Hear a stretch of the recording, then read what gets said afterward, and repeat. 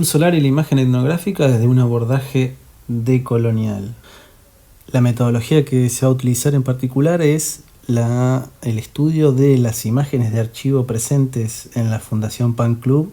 Algunas de ellas están sustraídas de ediciones del archivo.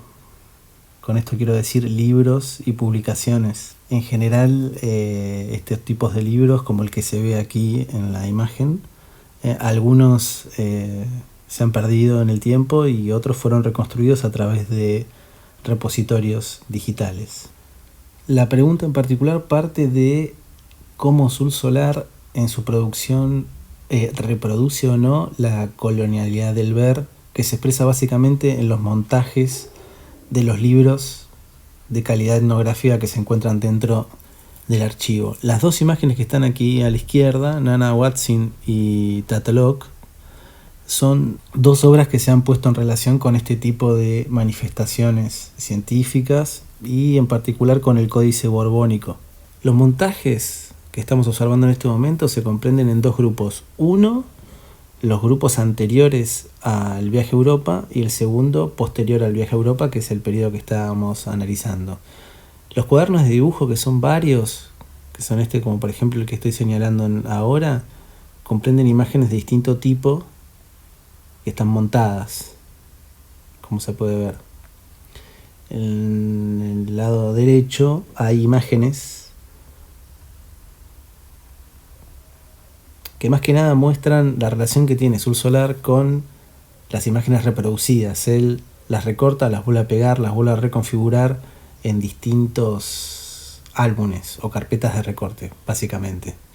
Esto lo acompaña durante toda la vida y bueno, una de las hipótesis que intenta sostener la ponencia es que tienen un diálogo con esta matriz colonial del ver que él, a nuestro criterio, intenta desarticular y de generar nuevas vías de producción simbólica. El análisis en particular se centra en las ediciones de libros que contienen un contenido etnográfico y que fueron traídos por Sul Solar en 1924. Hay un registro en el archivo analizado por la licenciada Fichtner donde están descritos esos libros. Aquí es un recorte, el 20% de esos libros tienen un contenido que podríamos llamar etnográfico y que tiene su eje en la otredad, o sea, en manifestaciones culturales no europeas ni occidentales.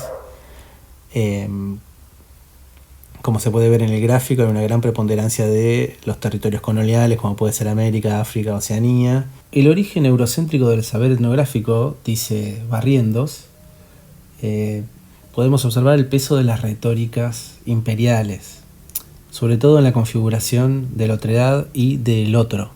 Como se puede observar en este montaje, la mayoría de las imágenes siempre hacen referencia a lo antropófago, a lo caníbal, a la relación con la muerte, en general, como se puede ver aquí, o la reducción de las cabezas en Ecuador, de los jíbaros. Este montaje refiere a el despliegue de esa matriz, como se puede ver, por ejemplo, en este libro que sí forma parte de los libros que trajo Sul Solar a la Argentina. Trata sobre los indígenas americanos y blancos en el noroeste de Bolivia, de un autor que se llama Nordensholt.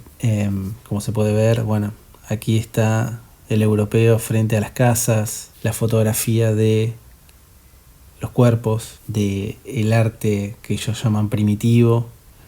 Seguimos aquí con el libro de Buchan, que también, en el mismo sentido que venimos analizando, vemos cómo se repiten, por ejemplo, las imágenes que acabamos de ver de los jíbaros de Ecuador, las posiciones de los cuerpos. Aquí están los códices, el códice maya, borbónico, los distintos glifos que denotan los sacrificios y la tortura, ¿no? O sea, las prácticas bárbaras o no aceptadas por la moral occidental.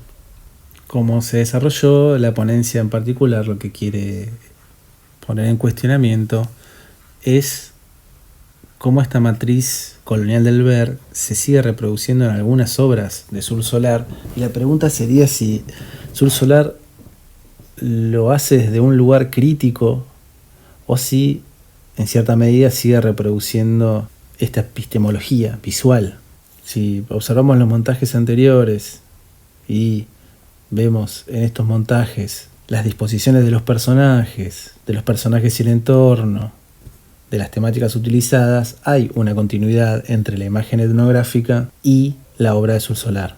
Si pensamos en el segundo grupo, si aquí Sur Solar trabaja el entorno, las arquitecturas, digamos cómo es que se muestra así un mundo. En el segundo grupo estamos en los personajes, o sea, en el otro, en, si se quiere, el nativo americano.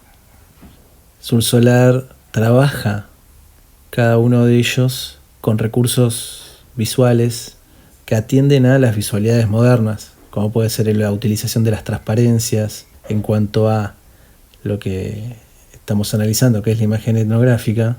Vemos, si se quiere, una taxonomía de los personajes, un ordenamiento de estas entidades translúcidas que tienen una cita directa con la forma de presentar, si se quiere, los cuerpos de los nativos americanos.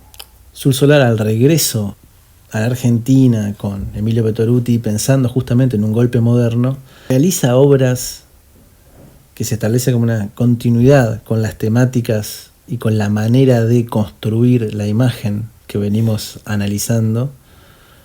Por ejemplo, si vemos la obra Despedida, que es esta de aquí, y Proa, que es esta de aquí, se pueden observar similitudes, más allá de que ya sabemos que, por ejemplo, siempre utiliza serpientes, en general siempre está el sol, las banderas, etcétera, no en cuanto a esa forma, sino en cuanto a la composición, recomposición de todos estos elementos etnográficos, para ahora dar cuenta de la vanguardia, para dar cuenta de, ya no son los personajes étnicos, entre comillas, sino los intelectuales argentinos que están yendo hacia la tierra prometida, como ahí se ve como el Dorado. Lo mismo con las reformulaciones que integran a todo el arco de las diversidades de origen, que son, ¿no?, todas las banderas que conforman lo que él llama Amberia o América Ibérica. Vemos que hay una intención de encontrar vías de simbolizar todas estas diferencias hacia adentro para encontrar una totalidad que se encuentre con el afuera, que en cierto punto determina estas matrices, como puede verse aquí, ¿no?, las banderas de Europa. Si pensamos las obras al análisis, a la luz del análisis decolonial, podemos encontrar una dimensión estética que da un punto de vista crítico, sobre todo si pensamos las imágenes que produce Sur Solar como un acceso a un pasado, como la imagen pensarla como un documento que nos permite llegar a la construcción de una memoria por fuera de los cánones epistémicos dominantes. Si bien lo interesante es que Sur Solar partió justamente de visualidades generadas en los epicentros hegemónicos. O sea, vimos cómo toda la imagen etnográfica en las compilaciones va en consonancia con los análisis de Barrientos que él denomina como la colonialidad del ver. Ahora también las producciones de Sur Solar pueden ser tomadas como una apertura a estos diálogos interepistémicos que son necesarios y que estamos estableciendo, por ejemplo, ahora en esta ponencia o en este simposio.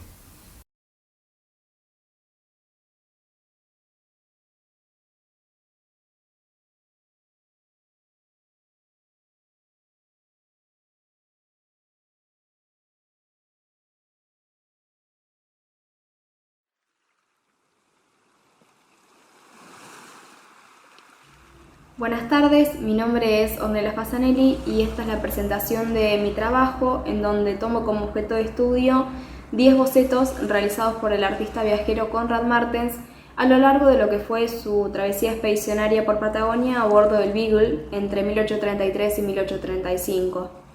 Es importante mencionar que estos bocetos en realidad forman parte de cuadernos donde se recopila lo visto y lo vivido por el artista a lo largo del viaje.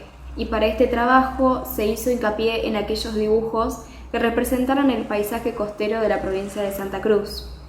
Es también importante mencionar que estos bocetos son de carácter inédito, nunca fueron publicados en libros ilustrados de la época, libros que solían responder a un deseo de conocer lo exótico por parte del público europeo, aunque era una noción de exótico asociada a lo variado y abundante de una flora y fauna que quizás puede observarse en una selva o en un bosque, aunque no en la meseta. De esta manera, las representaciones de la meseta patagónica de Conrad Martens quedarán marginadas y nunca concluidas.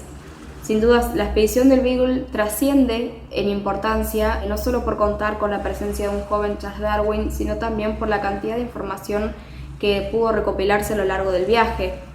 Este navío zarpa en 1831 con el objetivo de hacer un relevamiento de la hidrografía de Patagonia, aunque Conrad Martens se une a la tripulación recién en 1834 en Río de Janeiro. A partir de este año, Conrad Martens realizará bocetos y acuarelas donde representará los lugares recorridos y hasta incluso la población nativa de los lugares por los que pasaba el navío. Fueron encontrados 4 libros, de los cuales fueron heredados por la aprendiz de Conrad Martens a su muerte, quien luego los envía a los descendientes del artista en Camden Park, aunque 2 de los libros estuvieron en posesión del historiador brasilero Armando Brown Menéndez, quien luego, junto a una de las nietas de Darwin, cede la posesión y estudio de 2 de los libros a la Biblioteca de Cambridge, donde se encuentran desde 1977. Los 10 bocetos seleccionados forman parte de estos cuadernos de bocetos titulados como Sketchbook 1 y 3, donde, pasando ya hacia un análisis de las imágenes, puede observarse en ellas una intención de cartográfica en concordancia con la propia tarea que tenía encargada la expedición del Beagle de relevamiento hidrográfico. Esta intención cartográfica en los dibujos puede observarse no solo a través de una línea, de un dibujo que es apresurado, que busca, en cierto sentido, representar aquellos rasgos más identitarios o más fáciles de identificar de cada lugar para luego facilitar su ubicación en un mapa. Así también puede observarse a través de anotaciones que acompañan al dibujo y amplían la información no solamente visual sino geográfica de la zona. Para este trabajo nos interesa observar una tensión que se produce entre todos estos datos objetivos dentro del dibujo y la propia experiencia subjetiva del artista, la cual puede observarse a raíz de la correspondencia que Conrad Martens mantiene con su hermana a lo largo de la expedición. Correspondencia en la cual se menciona recurrentemente la dificultad que tenía el artista para encontrar inspiración y para representar la meseta patagónica. También menciona la dificultad a la hora de intentar enmarcar una escena ante la falta de árboles y elevaciones como montañas o pequeños montes. De esta manera se produce un conflicto y una crisis en el esquema de visión adquirido a través de su formación como paisajista frente al paisaje y planitud de la meseta patagónica. Como consecuencia, el artista construirá una imagen de Patagonia donde la asociará con un desierto, donde no hay nada, o al menos nada que corresponda con un modelo de representación de paisaje europeo. De esta manera, la meseta pasará a ser excluida no solamente de los libros ilustrados, sino también de la mirada europea, y así se mantendrá en su marginalidad hasta incluso la actualidad. El objetivo del trabajo principalmente es cuestionar la mirada bajo la cual Conrad Martens entiende a la meseta patagónica, buscando revisarla y deconstruirla. A raíz de esto se pretende también abrir el debate acerca de la construcción de la identidad por parte de una mirada que es foránea a la zona y que como consecuencia construirá una imagen acorde a su perspectiva. De esta manera también se busca cuestionar esta caracterización que Conrad Martens termina haciendo de la Patagonia, de la meseta patagónica como una nada, como un desierto, para indagar nuevas formas de contemplar y apreciar el paisaje a través de un concepto de belleza que, al igual que la mirada, sea propio.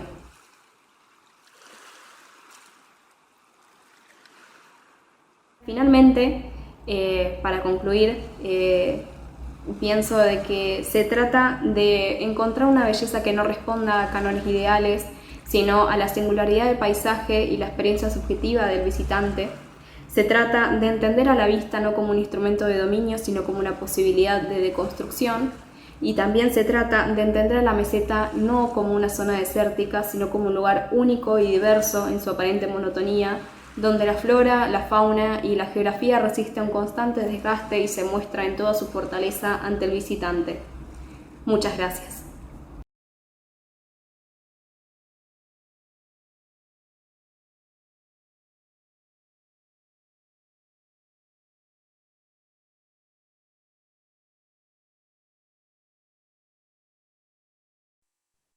Bienvenidos, mi nombre es Mariela Alonso, soy docente investigadora de la Facultad de Artes de la Universidad Nacional de La Plata, y en esta ocasión estoy presentando un trabajo que realizamos en colaboración con María Laura. ¿Cómo estás, María Laura?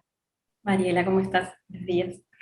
Bueno, me presento también. Mi nombre es María Laura Macaden, soy estudiante avanzada de la licenciatura en Artes Plásticas con orientación en dibujo de la Universidad Nacional de La Plata, de la Facultad de Artes.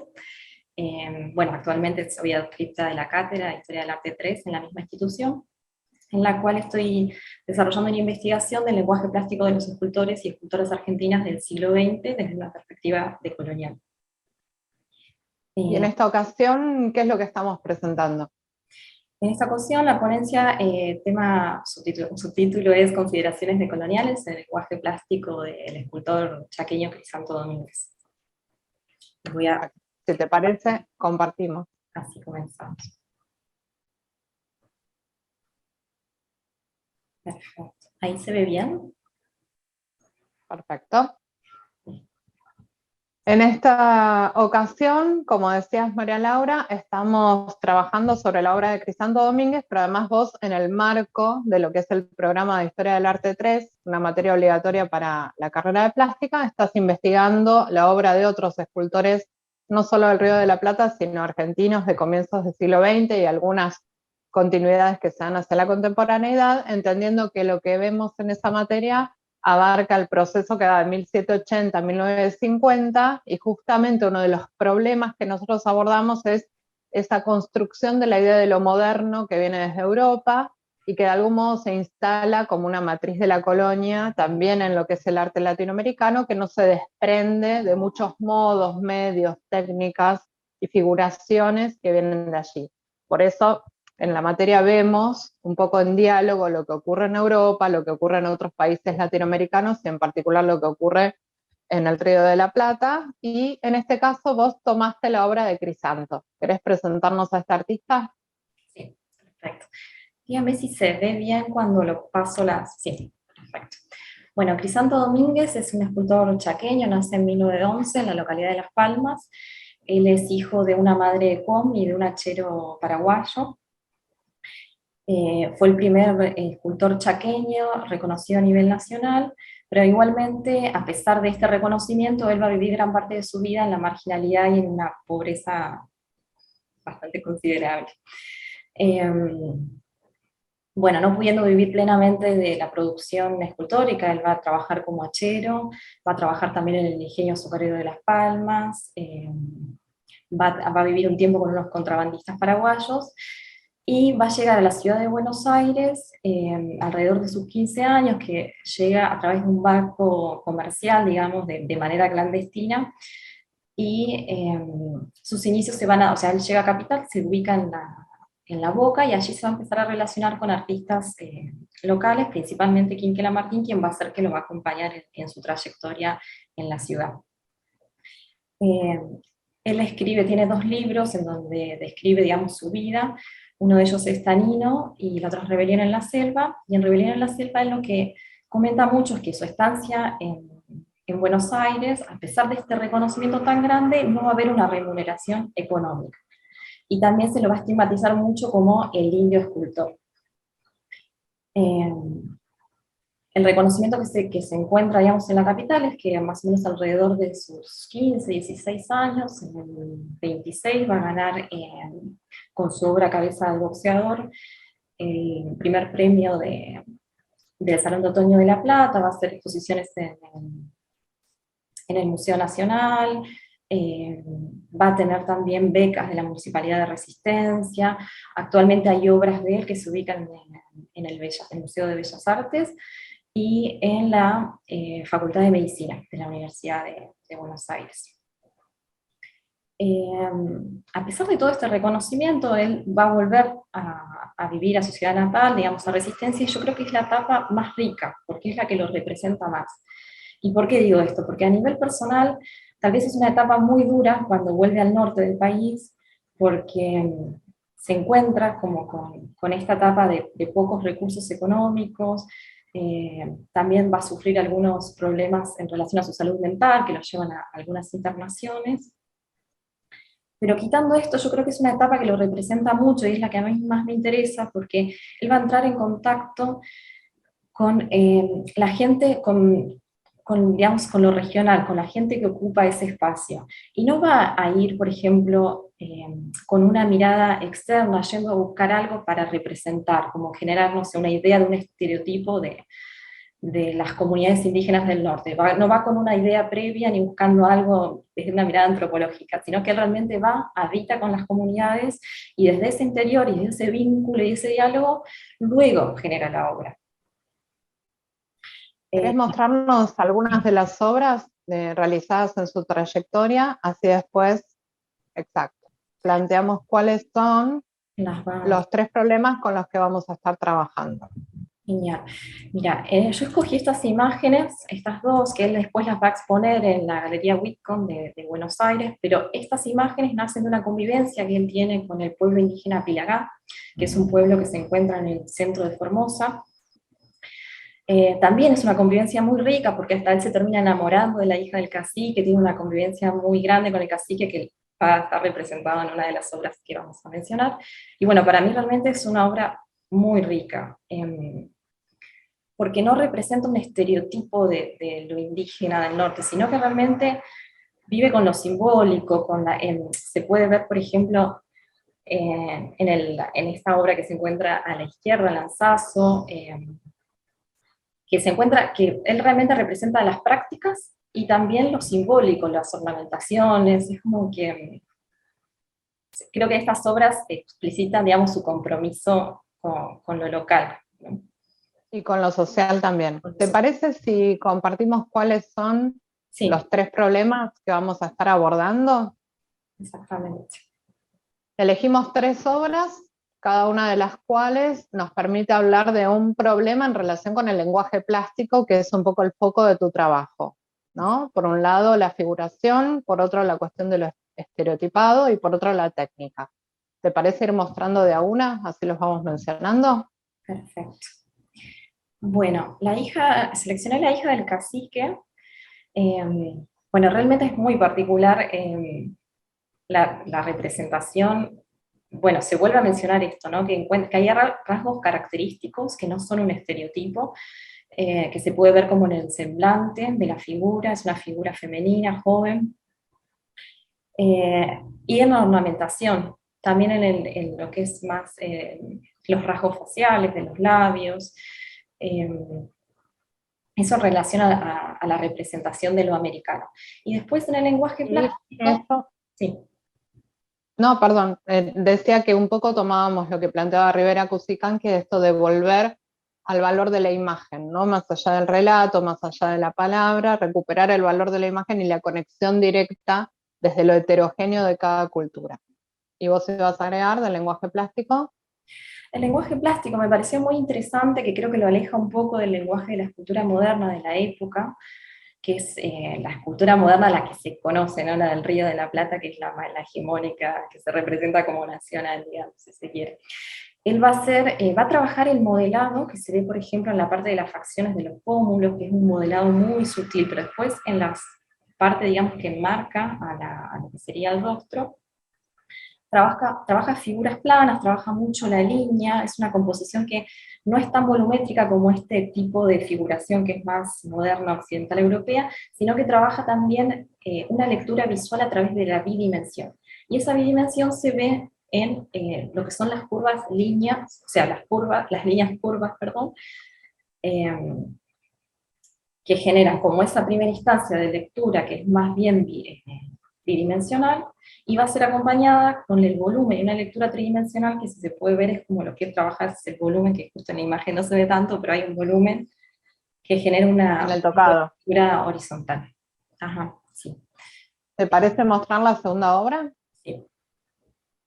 Y en esta segunda obra también la escogí como representación de este ímpetu que me gusta tanto, este compromiso con lo local, que es que en esta convivencia que mencionaba anteriormente con el pueblo indígena Pilagá, él conoce al gran cacique Garcete, que, digamos, que fue referente, que es referente de la comunidad. Y bueno, escogí poner la imagen porque me pareció interesante también cómo lo representó. Él tenía un problema de visión y bueno, fue más que nada como referenciarlo.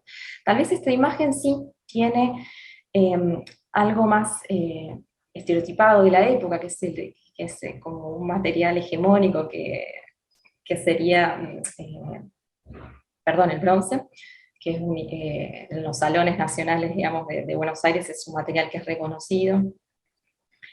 Y también Más que estereotipado, quizás tenga que ver con un estilo de época, podríamos decir, ¿no? claro, Un poco esto que vos planteabas de el artista que está tratando de insertarse en un medio y está buscando un cierto reconocimiento, entonces está adoptando algunas de las técnicas que son propias de la época.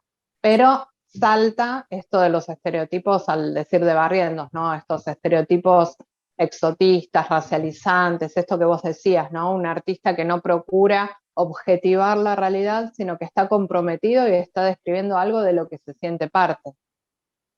sí, exactamente. Y también algo característico de la época, que justo en las tres obras son, bueno, retratos, y es algo muy particular que para la mayoría de los salones de la época lo que se presentaban eran bustos.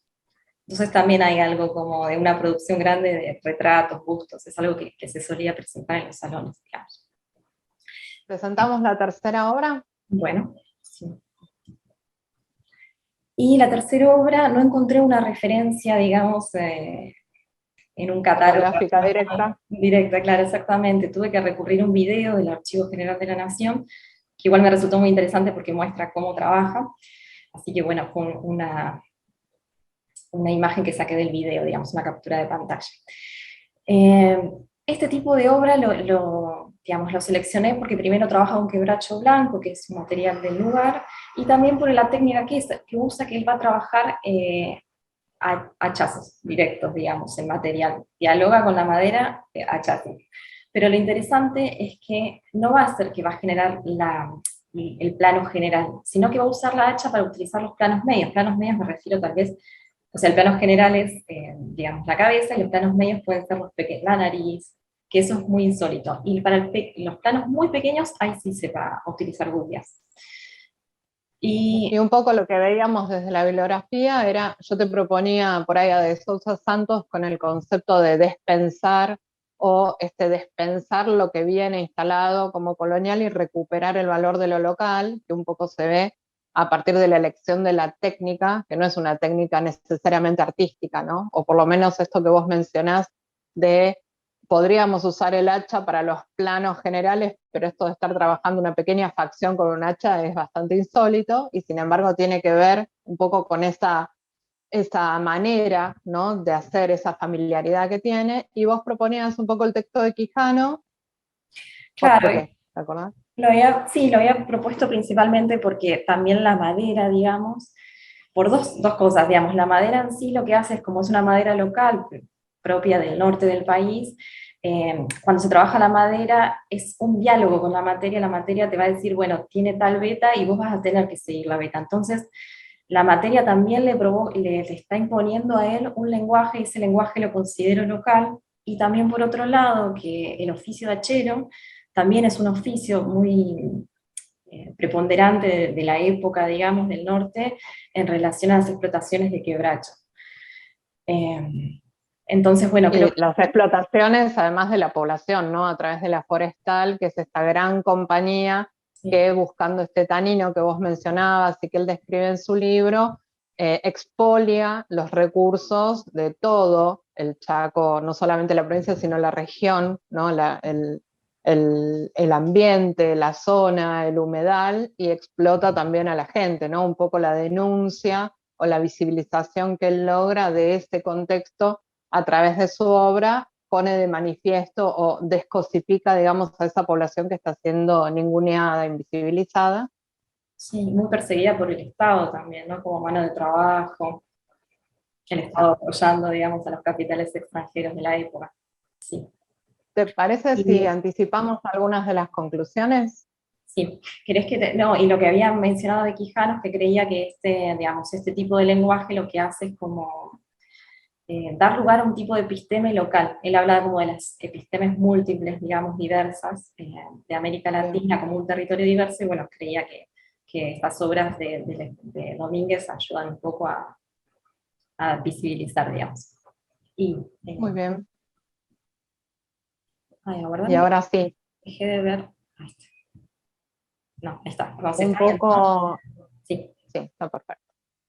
En relación con las conclusiones que estamos anticipando, algo de lo que proponemos es ampliar, ¿no? La mirada sobre lo argentino, en tanto que la historia del arte argentino casi siempre hace referencia a lo que es nuestro pequeño norte en el sur, ¿no? Referencia a lo porteño, a lo que está dentro de los límites de la ciudad de Buenos Aires, y de algún modo incorporar a estos artistas que vienen de otros territorios y que además que tienen otras pertenencias de origen, nos ayuda a federalizar el concepto, a reterritorializar lo argentino y a devolver la identidad, ¿no? A otras expresiones que nos permiten ampliar un poco ese concepto, la idea de arte y también la idea de soberanía artística.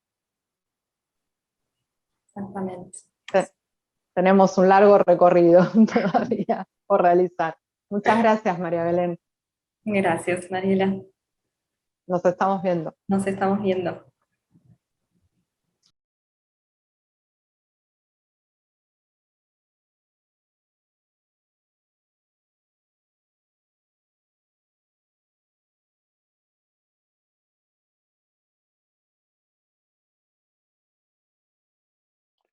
Mi nombre es Javier Ramírez Hendrix, soy historiador del arte, académico del Departamento de Artes Plásticas y director del Magíster en Arte y Patrimonio de la Universidad de Concepción en Chile.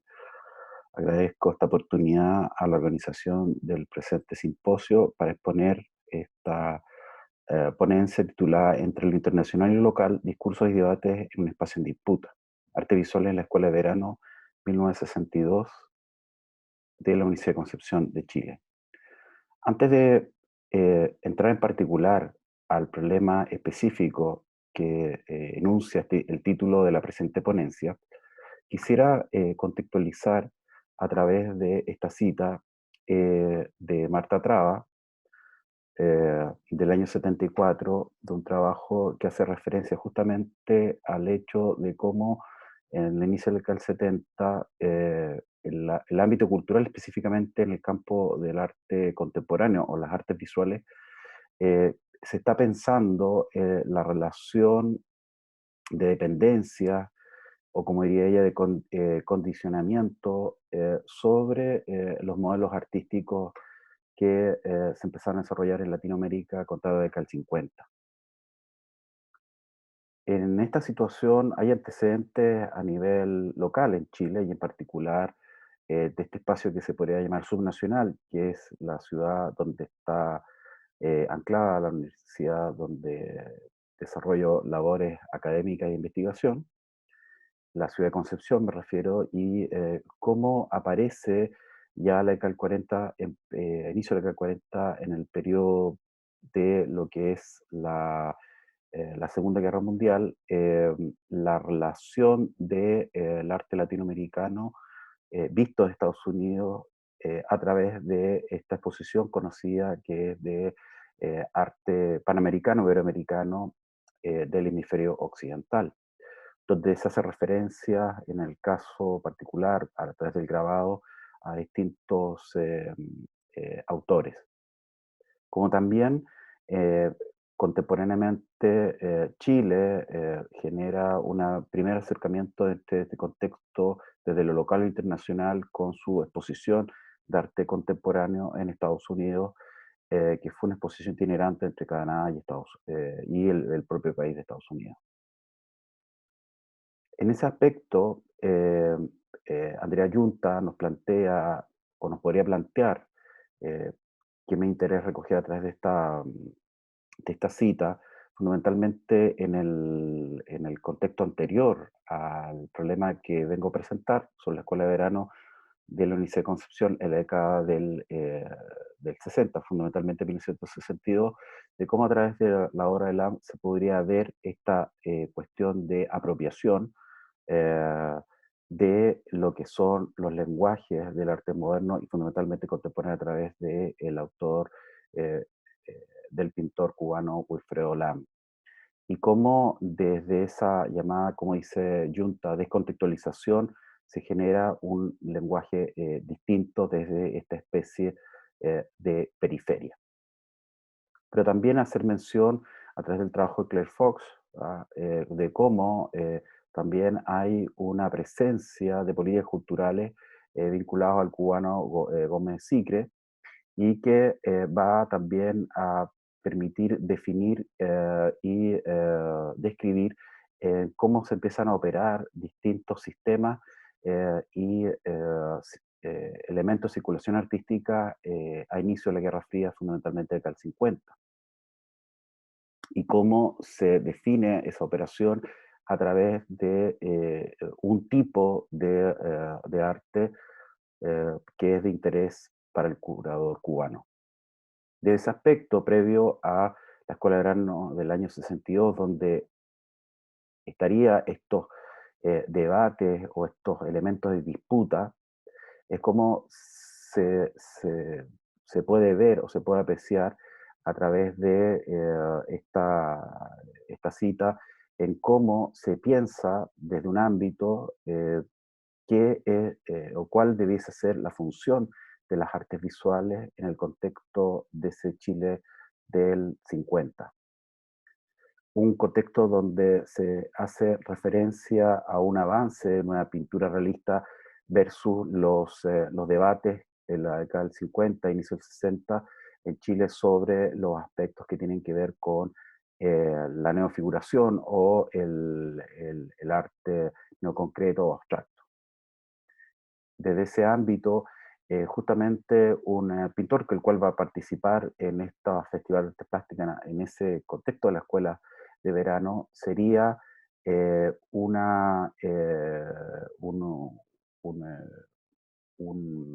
sujeto que nos permite entonces identificar estos fenómenos de entender esta plástica americana desde un ámbito, desde un aspecto más, entre comillas, realista. Por lo tanto, la Escuela de Verano del año 62, la última que va a dirigir el poeta Gonzalo Rojas, iniciada en el año 55, va a centrar sus aspectos en dos problemáticas: la imagen de América Latina y la imagen del hombre. Y dentro de un espacio de debates de sinnúmero de intelectuales latinoamericanos, está, por lo tanto, el Festival de Arte o de Artes Plásticas que he mencionado, cómo esta relación entre lo internacional y lo local, y cómo lo local, desde un aspecto americanista, busca poner freno a una forma, un discurso internacionalista de las artes visuales. Por lo tanto, el desarrollo de este Festival de Artes Plásticas, que no tiene una escala como una bienal artística como puede ser la de Sao Paulo o contemporáneamente después, en el año 63, con la de Córdoba, em, no ha sido abordada en la historiografía del arte, dando un ejemplo de esto, una referencia clásica como el libro de Galás Evelich del año 88, su primera edición, Chile Arte Actual. Sin embargo, a través de estos libros, fundamentalmente uno de un último trabajo de mi autoría con otro colega, hemos tratado de abordar este fenómeno, y en particular en mi interés como historiador del arte desde un aspecto local a un ámbito nacional, y cómo estos espacios de circulación distintos al centro cultural imperante se van mostrando. Por lo tanto, gran parte de la exposición eh, en donde se desarrolla este Festival de Artes Plásticas, digo, está en un contexto de ciclos de intelectuales, fundamentalmente poetas y del ámbito de la literatura, que hablan justamente de la imagen de América y la imagen del hombre. Y en ese ámbito está fuertemente presente una forma de entender las artes plásticas vinculadas a un discurso de lo americano. Dentro de un sinnúmero de exposiciones, hay un énfasis fundamentalmente en torno a lo que es el discurso de América y el discurso de América en el ámbito de las artes plásticas, que busca entrar a ese ámbito del realismo. Y es tan importante figuras como el mismo Guayasamín o Roberto Mata, que tienen una presencia para justamente afianzar este fenómeno de disputas y debates sobre la pertinencia de lo que es lo local o lo internacional frente a lo local. Por lo tanto, podríamos mencionar que este Festival de Artes Plásticas hace énfasis fundamentalmente a los aspectos que tienen que ver con los elementos populares, pero también los elementos sociales. Y desde esa perspectiva es relevante lo que nos puede plantear la propia Marta Traba cuando en su libro, en su primera edición del año 73 y su reedición del año 2005, Dos décadas vulnerables de las artes plásticas latinoamericanas, nos hablan de cómo se puede configurar o entender estos espacios artísticos desde un ámbito de lo cerrado y lo abierto. Pero el caso de la referencia a este Festival de Artes Plásticas no estaría contextualizado en estos elementos de análisis que nos plantea Traba, sino más bien como un elemento disruptivo en torno a poder em, eh, eh, plantearse como un espacio alternativo a estas disputas internacionalistas entre las corrientes, como digo, neofigurativas, la década del 50 o de arte abstracto, y después, ¿no es cierto?, conceptualistas de mediados del 60, perdón, hacia adelante. Por lo tanto, este Festival de Artes Plásticas nos permite comprender en cómo una situación que está enfocada fundamentalmente al ámbito de la literatura, las artes plásticas son una forma, o digo artes plásticas en cómo se menciona en ese momento, son una forma y un elemento de discurso en torno a pensar este regionalismo, como se diría en la década del 70, frente a este internacionalismo de las artes. Muchas gracias.